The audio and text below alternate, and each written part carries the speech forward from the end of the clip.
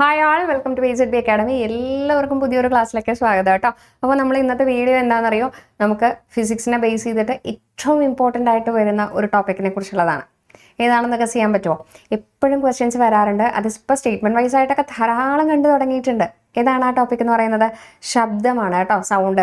അപ്പോൾ ഞാൻ ഈ പറയുന്ന ശബ്ദം നിങ്ങൾ കേൾക്കുന്നുണ്ട് എന്നുണ്ടെങ്കിൽ അതെന്തായിട്ടാണ്? അതൊരു ഊർജ്ജ രൂപമായിട്ടാണ് കേൾക്കുന്നത്, അല്ലേ? അപ്പോൾ ആശയവിനിമയത്തിന് ഉപയോഗിക്കുന്ന ഒരു ഊർജ്ജ രൂപമാണ് ശബ്ദം. ഓക്കെ, അറിയാമല്ലോ എല്ലാവർക്കും. അങ്ങനെയാണെങ്കിൽ നമുക്ക് ഇതിൻ്റെ ബാക്കിയുള്ള ഡീറ്റെയിൽസിലേക്കെല്ലാം പോകാം. അപ്പോൾ എല്ലാവരും പഠിക്കാൻ റെഡിയല്ലേ? നിങ്ങൾ പഠിക്കാൻ റെഡിയാണെങ്കിൽ ഞങ്ങളുടെ കൂടെ പോകുന്നോളൂ, ഞങ്ങളുടെ കൂടെ കേട്ടോ. ഓക്കെ, അപ്പോൾ അതാ ഫസ്റ്റ് നമ്മൾ പറയുന്നത് എന്താണ്? ഞാൻ പറഞ്ഞ കാര്യം തന്നെയാണ്. നിങ്ങൾ എൻ്റെ ശബ്ദം കേൾക്കുന്നുണ്ട് എന്നുണ്ടെങ്കിൽ അവിടെ ഒരു ആശയവിനിമയമാണ് നടക്കുന്നത്. ഞാൻ ആ ഒരു ആശയം നിങ്ങളോട് പറയുകയാണ്, നിങ്ങളത് ശ്രവിക്കുന്നു. ഓക്കെ, അപ്പോൾ ഇങ്ങനെ ശ്രവണബോധമുളവാക്കുന്ന ഒരു ഊർജ രൂപം എന്താണ്?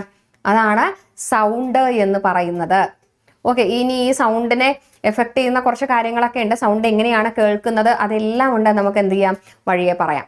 ഓക്കെ, ഇനി ശബ്ദത്തിന് സഞ്ചരിക്കാൻ മാധ്യമം ആവശ്യമാണ്. മുന്നത്തെ ഒരു PYQ ആണ്. ശബ്ദം എന്ന് പറയുന്നത് എന്താണ്? അതൊരു മാധ്യമത്തിലൂടെയാണ് സഞ്ചരിക്കുന്നത്. ഒരു മാധ്യമം ഉണ്ടെങ്കിൽ മാത്രമേ നമുക്ക് എന്ത് ചെയ്യാൻ പറ്റുള്ളൂ? സൗണ്ട് കേൾക്കാനായിട്ട് സാധിക്കുകയുള്ളൂ. ഓക്കെ, ശ്രവണ സ്രോതസ് വേണം, മാധ്യമം വേണം, ശ്രവണ ഇന്ദ്രിയം വേണം. 3 ഘടകങ്ങളാണ് ശബ്ദം കേൾക്കാനായിട്ട് വേണ്ടത്. ഏതൊക്കെയാണ്? ശ്രവണ സ്രോതസ്, ശബ്ദം പുറപ്പെടുവിക്കുന്ന ഒരു സ്രോതസ് വേണം. ദെൻ മാധ്യമം വേണം. അതിനുശേഷം എന്ത് വേണം? ശ്രവണ ഇന്ദ്രിയം വേണം. ശ്രവണ ഇന്ദ്രിയം ഏതാണ്? ചെവിയാണ്. ശ്രവണ ഇന്ദ്രിയത്തിനും വളരെയധികം പ്രാധാന്യമുണ്ട്. ഓക്കെ, അപ്പൊ അതേ നമുക്ക് വീണ്ടും അടുത്ത ഒരു ഇതിലേക്ക് പോകാം, പോയിന്റിലേക്ക്. ശബ്ദത്തിന് സാധാരണ അന്തരീക്ഷ താപനിലയിലുള്ള വേഗത എത്രയാണ്? വായുവിലുള്ള വേഗത എത്രയാണ്? 340 മീറ്റർ/സെക്കൻഡ് ആണ്. ശബ്ദത്തെക്കുറിച്ചുള്ള പഠനം അറിയപ്പെടുന്നത് അക്വാസ്റ്റിക്സ് എന്നാണ്. എന്താണ് അറിയപ്പെടുന്നത്? അക്വാസ്റ്റിക്സ്. മറക്കണ്ട കേട്ടോ. ഓക്കെ, അപ്പൊ എന്താണ്? ശബ്ദത്തിന് സഞ്ചരിക്കാൻ മാധ്യമം ആവശ്യമാണ്. വളരെ ഇമ്പോർട്ടൻ്റ് ആയിട്ടുള്ള ഒരു പോയിന്റ് ആണ്. ഓക്കെ, ഇനി ശബ്ദത്തെക്കുറിച്ചുള്ള പഠനം എന്താണ്? അക്വാസ്റ്റിക്സ് ആണ്. ഇതെല്ലാം ചോദിക്കാറുണ്ട്. Okay, next. മനുഷ്യന് ഒരു ശ്രവണ പരിധിയുണ്ട്. ഒരു പരിധിയിൽ കൂടുതൽ ശബ്ദം കേൾക്കാനോ ഒരു പരിധിയിൽ കുറഞ്ഞ ശബ്ദം കേൾക്കാനോ സാധിക്കില്ല. ഇതിന്റെ ഇടയിലുള്ള സൗണ്ടാണ് മനുഷ്യന് കേൾക്കാനായിട്ട് സാധിക്കുന്നത്. ആ ഒരു ശ്രവണ പരിധി എന്ന് പറയുന്നത് 20 ഹേർട്സ് തൊട്ട് 20,000 ഹേർട്സ് വരെയാണ്. അതായത് 20 ഹേർട്സ് തൊട്ട് 20,000 ഹേർട്സ് എന്ന് പറയാം, അല്ലെങ്കിൽ 20 കിലോ ഹേർട്സ് വരെയാണ്. ക്ലിയർ അല്ലേ? ഇനി ഈ 20 ഹേർട്സിന് താഴെയാണെങ്കിലും 20,000 ഹേർട്സിന് മുകളിലാണെങ്കിലും നമുക്ക് എന്ത് ചെയ്യാൻ പറ്റില്ല? നമുക്കത് ശ്രവിക്കാനായിട്ട്, നമുക്കത് കേൾക്കുകയില്ല. അപ്പൊ ആ ഒരു പരിധി, ശ്രവണ പരിധി ചോദിക്കാറുണ്ട് കേട്ടോ. ഓക്കെ, ഇനി 20 ഹേർട്സില് കുറവുള്ള ശബ്ദ തരംഗമാണ് ഇൻഫ്രാസോണിക് തരംഗങ്ങള്. 20 ഹേർട്സിൽ കുറവാണെങ്കിൽ അവയെ ഇൻഫ്രാസോണിക് ശബ്ദ തരംഗങ്ങൾ എന്ന് പറയുന്നു. 20,000 ഹേർട്സിൽ കൂടുതലുള്ള ശബ്ദ തരംഗമാണെങ്കിൽ അതിനെ അൾട്രാസോണിക് ശബ്ദ തരംഗങ്ങൾ എന്ന് പറയുന്നു. ഓക്കെ, അപ്പൊ ഞാൻ ഈ പറയുന്ന ശബ്ദം നിങ്ങൾക്ക് കേൾക്കാൻ സാധിക്കുന്നുണ്ട് എങ്കിൽ അതെന്താണ്? ഇത് 20നും 20,000ത്തിന്റെയും ഇടയ്ക്കുള്ള ശബ്ദ തരംഗങ്ങളാണ്. ഓക്കെ, ക്ലിയർ അല്ലേ? സെറ്റ് അല്ലേ? ഇനി നായ്ക്കളെ വിളിക്കാനായിട്ട് ഉപയോഗിക്കുന്ന ഒരു വിസിലുണ്ട്. അതിന്റെ പേരാണ് ഗാൾട്ടൻ വിസിൽ എന്ന് പറയുന്നത്. ഇതിന്റെ ആവൃത്തി എന്ന് പറയുന്നത് 30,000 ഹേർട്സ് ആണ്. ഓക്കെ, പണ്ട് ചോദിച്ചിട്ടുണ്ട് ഇത്. നായ്ക്കളെ വിളിക്കാനായിട്ട് ഉപയോഗിക്കുന്ന വിസിൽ ഏതാണ്? ഗാൾട്ടൻ വിസിലാണ്. അതിന്റെ ആവൃത്തി 30,000 ഹേർട്സ് ആണ്. ഇനി ഈ ഗാൾട്ടൻ വിസില് നമുക്ക് അതിന്റെ സൗണ്ട് കേൾക്കാൻ സാധിക്കാത്തത് എന്തുകൊണ്ടാണ്? നമ്മൾ ഓൾറെഡി പറഞ്ഞു, ശബ്ദം, ഒരു മനുഷ്യന്റെ ശ്രവണ പരിധി എന്ന് പറയുന്നത് എന്താണ്? അത് 20 ഹേർട്സ് തൊട്ട് 20,000 ഹേർട്സ് വരെയാണ് ഒരു മനുഷ്യന്റെ ശ്രവണ പരിധി. ഓക്കെ, ഇതില് 20,000 ഹേർട്സിൽ കൂടുതലുള്ള ശബ്ദങ്ങളാണ് ഏത്? അൾട്രാസോണിക് ശബ്ദ തരംഗങ്ങൾ. ഓക്കെ, അപ്പൊ ഈ അൾട്രാസോണിക് ശബ്ദ തരംഗമാണ് ഏതിൽ നിന്ന് പുറപ്പെടുന്നത്? ഗാൾട്ടൻ വിസിലിൽ നിന്ന് പുറപ്പെടുന്നത്. ക്ലിയർ അല്ലേ? സെറ്റ് അല്ലേ? ഇനി അതുകൊണ്ടാണ് അത് കേൾക്കാൻ സാധിക്കാത്തത്.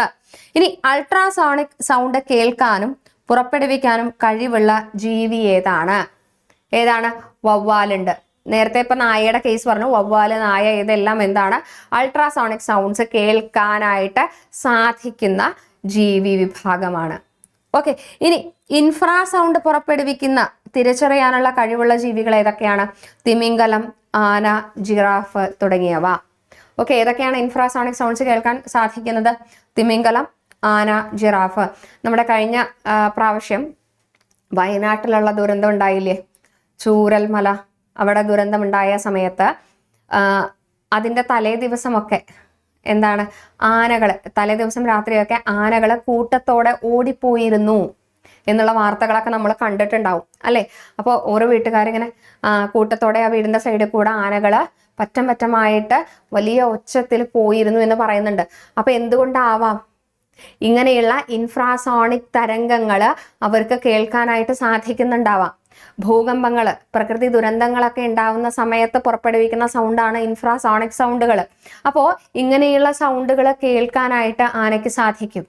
സോ അതുകൊണ്ടായിരിക്കാം ആനയൊക്കെ ആ ദുരന്തത്തിന് മുമ്പ് കൂട്ടം കൂട്ടമായിട്ട് വലിയ ഉച്ചത്തിൽ ഓടിപ്പോയിരുന്നിട്ടുണ്ടാവുക. ഓക്കെ, ഇനി നമ്മൾ നേരത്തെ പറഞ്ഞ കാര്യമാണ്, ഭൂകമ്പങ്ങൾ ഉണ്ടാകുന്നതിന് മുമ്പ് തൊട്ടു മുമ്പ് രൂപം കൊള്ളുന്ന ശബ്ദ തരംഗമാണ് ഇൻഫ്രാസോണിക് ശബ്ദ തരംഗങ്ങൾ. ഓക്കെ, ഭൂകമ്പം, അഗ്നിപർവ്വത സ്ഫോടനം, ഭൂകമ്പം മാത്രമല്ല അഗ്നിപർവ്വത സ്ഫോടനം എന്നിവ ഉണ്ടാകുമ്പോൾ പുറപ്പെടുവിക്കുന്ന ശബ്ദ തരംഗങ്ങൾ ഏതാണ്? അതാണ് ഇൻഫ്രാസോണിക് ശബ്ദ തരംഗങ്ങൾ എന്ന് പറയുന്നത്. ഓക്കെ, സെറ്റല്ലേ? ഇനി നോക്കൂ, അൾട്രാസോണിക് ശബ്ദമുണ്ടാക്കാൻ കഴിയുന്ന ഉപകരണങ്ങൾ ഏതൊക്കെയാണ്? അപ്പോൾ ഈ അൾട്രാസോണിക് ശബ്ദം ഉണ്ടാക്കാൻ കഴിയുന്ന ഒരു ഉപകരണമാണ് നമ്മൾ നായയെ വിളിക്കാനായിട്ട് ഉപയോഗിക്കണേന്ന് പറഞ്ഞു. എന്താണത്? അതാണ് ഗാൽട്ടൺ വിസില്. ഓക്കെ, ഇനി പീസ് ഇലക്ട്രിക് ഓസിലേറ്റർ എന്താണ്?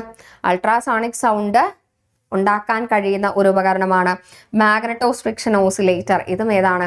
അൾട്രാസോണിക് സൗണ്ട് ആണ് ഉണ്ടാക്കുന്നത്. അപ്പൊ ഇതിൽ നിന്ന് ചോദിക്കാം, താഴെ കൊടുത്തിട്ടുള്ളവയിൽ അൾട്രാസോണിക് സൗണ്ട് ഉണ്ടാക്കുന്ന ഉപകരണങ്ങളിൽ പെടുന്നതേത് അല്ലെങ്കിൽ പെടാത്തതേത് എന്നുള്ള ചോദ്യമൊക്കെ നമുക്ക് എന്ത് ചെയ്യാം? പ്രതീക്ഷിക്കാം. വരുന്നത് സ്റ്റേറ്റ്മെന്റ് വൈസ് ആണെങ്കിൽ പിന്നെ എന്താണ്, നമ്മൾ അതിനകത്ത് കുറെ സമയം കളയുക. കിട്ടിയില്ലെങ്കിൽ, ടോപ്പിക്ക് കിട്ടിയില്ലെങ്കിൽ എന്താണ്, അതിനകത്ത് കുറെ സമയം കളയുക. അല്ലെങ്കിൽ പകുതി പഠിച്ച് പകുതി പോകുന്ന ആൾക്കാർക്കൊക്കെ പറ്റുന്ന പ്രശ്നം അതാണ്. ഒരു സ്റ്റേറ്റ്മെന്റ് വൈസ് ക്വസ്റ്റ്യൻ കണ്ടാൽ കോൺസെപ്റ്റ് വളരെ ക്ലിയർ ആയിട്ടുണ്ടെങ്കിൽ നമുക്കത് പെട്ടെന്ന് എഴുതാനായിട്ട് സാധിക്കും. ഓക്കെ, അപ്പോൾ ഓരോ ടോപ്പിക്ക് പഠിക്കുമ്പോഴും എന്താണ് അതിന്റെ കോൺസെപ്റ്റ്, എന്താണ് അതിൽ പറയണേ എന്നുള്ളത് വളരെ കൃത്യമായിട്ട് തന്നെ പഠിച്ചു പോവുക. രണ്ടാമത് പഠിക്കേണ്ട ഇട വരുത്താതിരിക്കുക. ഓക്കെ, റിവിഷൻ ചെയ്യണം, റിവിഷൻ ചെയ്യണ്ട എന്നല്ല പറഞ്ഞത്, പക്ഷേ കോൺസെപ്റ്റ് ആദ്യം തന്നെ എന്ത് ചെയ്യുക, ക്ലിയർ ആക്കിയിട്ട് പോവുക. ഓക്കെ, ക്ലിയർ അല്ലേ? ഇനി ഈ അൾട്രാസോണിക് സൗണ്ട് കൊണ്ടുള്ള കുറച്ച് ഉപയോഗങ്ങളുണ്ട്. എന്തൊക്കെയാണ് അത് വരുന്നത്? ഒന്ന്, സോണാർ, അതായത് കടലിന്റെ ആഴം അളക്കാനായിട്ട് ഉപയോഗിക്കുന്നത് ഈ അൾട്രാസോണിക് സൗണ്ട്സ് ആണ്. എന്താണ്? കടലിന്റെ ആഴം അളക്കാനായിട്ട് ഉപയോഗിക്കുന്നു. കിഡ്നിയിൽ ചെറിയ ചെറിയ കല്ലുകൾ പൊടിച്ചു കളയാനായിട്ട് ഉപയോഗിക്കുന്നത് ഏതാണ്? ഈ അൾട്രാസോണിക് സൗണ്ട്സ് ആണ്. ഇനി ഹൃദയത്തിന്റെ ചിത്രം എടുക്കാനായിട്ട് എന്താണ്? അൾട്രാസോണിക് സൗണ്ട്സ് ആണ്. അപ്പൊ കടലിന്റെ ആഴം അളക്കാനായിട്ട് അത് ഉപയോഗിക്കുന്നുണ്ട്. പിന്നെ കുറച്ച് മെഡിക്കൽ പേർപ്പസസിന് വേണ്ടിയിട്ടും എന്താണ്, ഈ അൾട്രാസോണിക് തരംഗങ്ങൾ ഉപയോഗിക്കുന്നുണ്ട്. ഓക്കെ, അൾട്രാസോണിക് സൗണ്ടിന്റെ വേവ്സ് ഉപയോഗിക്കുന്നുണ്ട്. ക്ലിയർ അല്ലേ? നമ്മൾ തൊട്ട് മുമ്പ് പറഞ്ഞത് അൾട്രാസോണിക് സൗണ്ട് കൊണ്ടുള്ള അത് ഉണ്ടാക്കാൻ കഴിയുന്ന ഉപകരണങ്ങളാണ്. ഇപ്പൊ പറഞ്ഞത് അൾട്രാസോണിക് സൗണ്ട് കൊണ്ടുള്ള ഉപയോഗങ്ങളാണ്. ക്ലിയർ അല്ലേ? വ്യക്തമല്ലേ? അടുത്തത് നോക്കൂ, സോണാറിന്റെ ഫുൾ ഫോം ചോദിച്ചിട്ടുമുണ്ട് കേട്ടോ. എന്താണ് sonar? Sound navigation and ranging എന്നാണ് പറയുന്നത്. അപ്പൊ SO എവിടുന്നാ വന്നത്? സൗണ്ടിലെ ആണ് SO, നാവിഗേഷനിലെ NA, റേഞ്ചിങ്ങിലെ R. അപ്പോൾ സൗണ്ട്, നാവിഗേഷൻ ആൻഡ് റേഞ്ചിങ്. കണ്ടോ? Sonar, sound, navigation and ranging. മറക്കരുത് കേട്ടോ.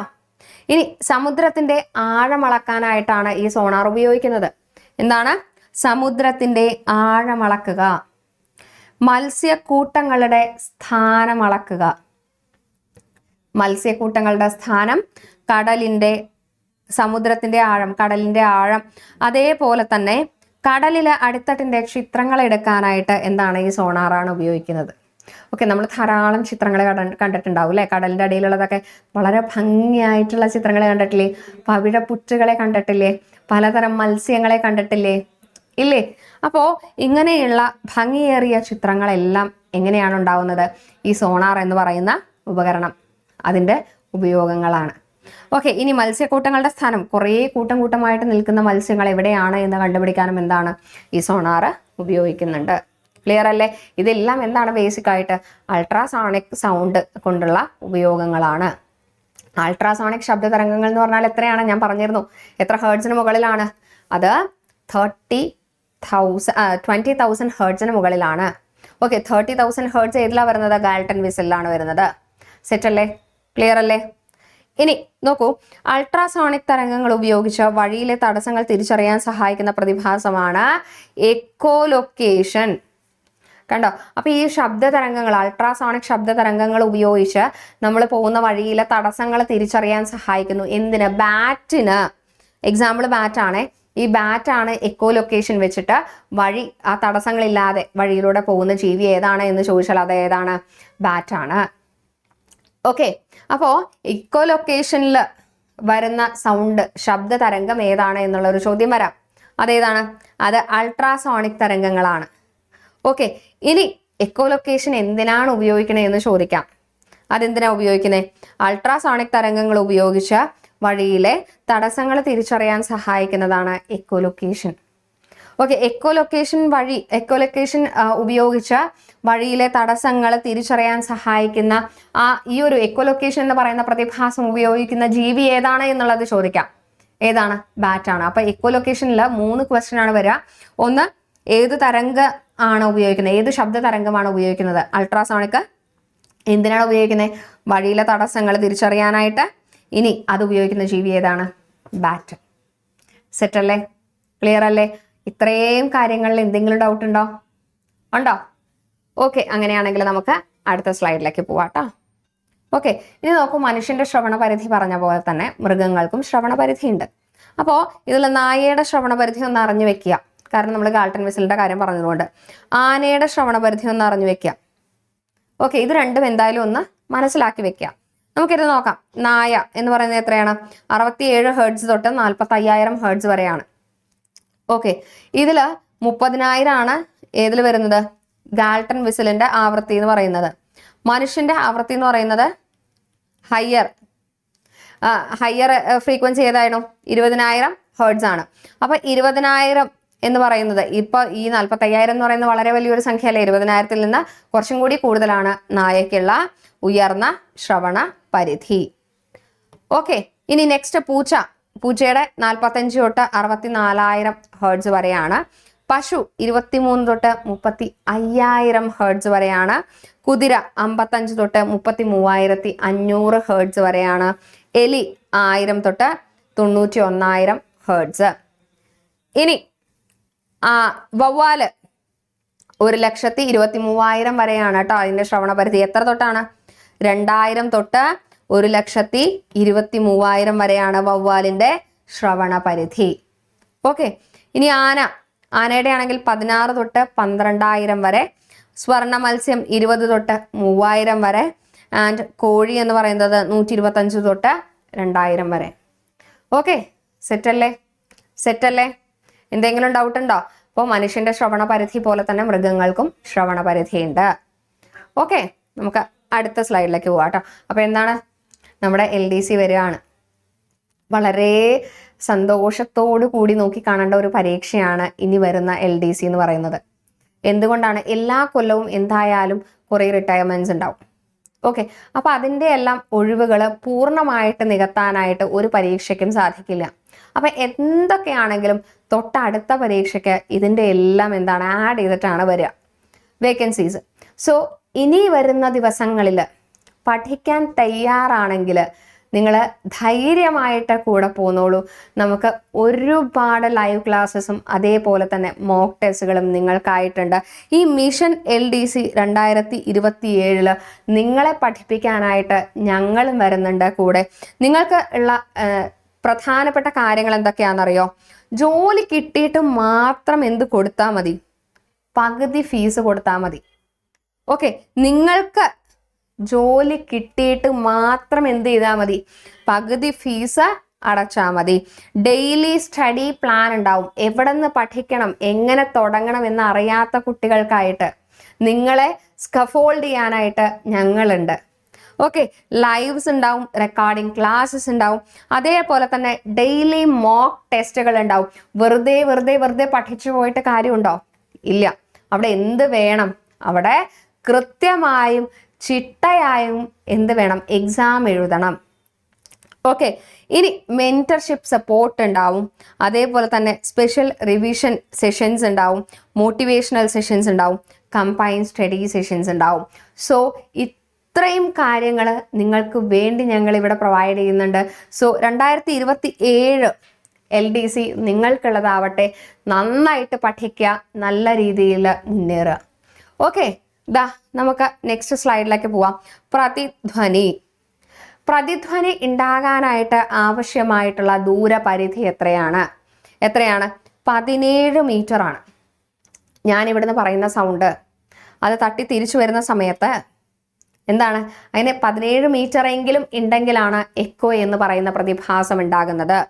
എന്താണ് പ്രതിധ്വനി എന്ന് പറഞ്ഞാൽ? എക്കോ എന്ന് പറയുന്ന പ്രതിഭാസം ഉണ്ടാവണമെങ്കിൽ എത്രയാണ് ദൂരപരിധി വരുന്നത്? ഏകദേശം 17 മീറ്റർ ആണ്. ഓക്കെ, ഇനി പ്രതിധ്വനിയെ കുറിച്ചുള്ള പഠനമാണ് കാറ്റക്കോസ്റ്റിക്സ്. ഓക്കെ, നമ്മൾ ശബ്ദത്തെ കുറിച്ചുള്ള പഠനം പറഞ്ഞു. എന്താണ്? അക്വസ്റ്റിക്സ് ആണ്. അക്വസ്റ്റിക്സ് ശബ്ദത്തെക്കുറിച്ചുള്ള പഠനവും പ്രതിധ്വനിയെ കുറിച്ചുള്ള പഠനം എന്ന് പറയുന്നത് കാറ്റക്കോസ്റ്റിക്സുമാണ്. ശബ്ദം ഒരു മിനുസമുള്ള പ്രതലത്തിൽ തട്ടി പ്രതിഫലിപ്പിക്കുന്ന പ്രതിഭാസമാണ് പ്രതിധ്വനി. ഓക്കെ, ഇങ്ങനെ ഒരു മിനുസമുള്ള ഒരു പ്രതലമുണ്ട്. ഇവിടെ ശബ്ദം വന്ന് പതിക്കുന്ന സമയത്ത് അതെന്താണ്? അത് പ്രതിഫലിപ്പിച്ചു പോകുന്നു.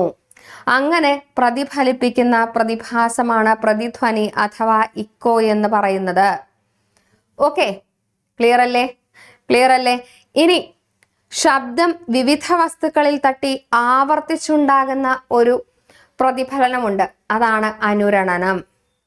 മിനുസമുള്ള പ്രതലത്തിൽ തട്ടി പ്രതിഫലിപ്പിക്കുകയാണെങ്കിൽ അത് എക്കോയും, വിവിധ വസ്തുക്കളിൽ തട്ടി അത് പ്രതിഫലിപ്പിക്കുകയാണെങ്കിൽ അത് റിവേർബറേഷൻ അഥവാ അനുരണനം എന്ന് പറയുന്നു.